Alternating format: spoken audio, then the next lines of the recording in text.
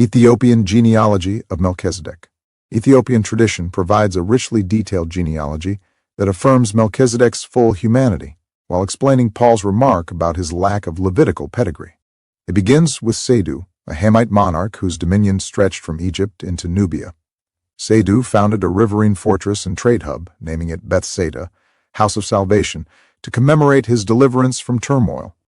His son Salem, whose name means peace, inherited both the throne and his father's vision, renaming the settlement Salem and transforming it into a center of worship for the Most High God.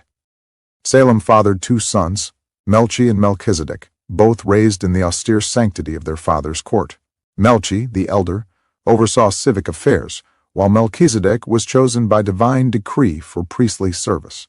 As Melchizedek's reputation for righteous judgment and peacemaking spread across Canaan, the city itself was rebaptized Jerusalem, the city of peace.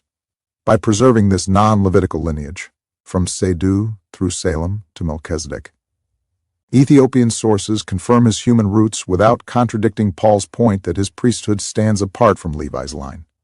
Instead, his heritage underscores a priesthood ordained directly by God, foreshadowing the eternal high priesthood of Christ, who alone fulfills every covenant promise.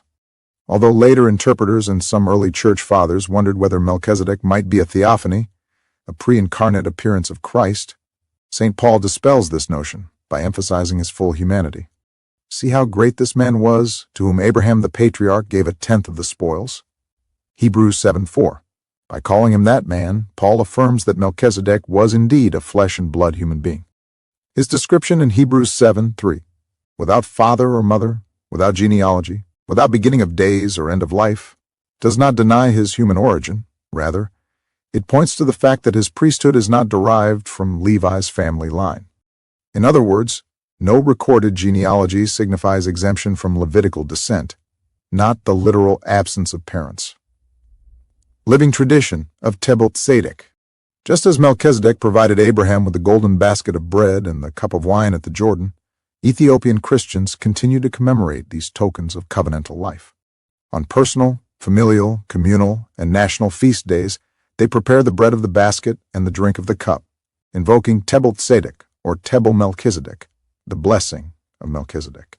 With deep reverence and profound gratitude, they share these elements as symbols of life's security and social unity, seeking both spiritual and physical blessings. This unbroken tradition affirms not only Melchizedek as their ancestral priest-king and physical heritage, but also their direct inheritance of the covenant's divine favor and the spiritual blessings bestowed through him.